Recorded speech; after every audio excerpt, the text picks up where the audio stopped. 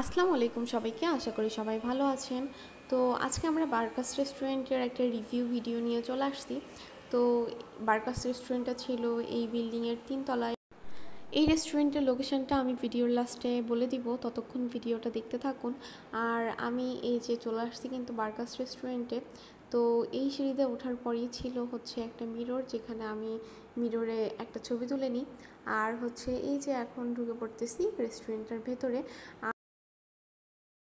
এত ছোট জায়গার ভেতর এত সুন্দর একটা ডেকোরেশন করছে, এখানে আপনারা ছবি তোলার মতো অনেক প্লেস পাবেন। আর সব থেকে মজার ব্যাপার সেটা হচ্ছে এটা একদম রোড সাইডের পাশে হয়, আপনি খাবার খেতে খেতে অনেক কিছু উপভোগ করতে পারবেন।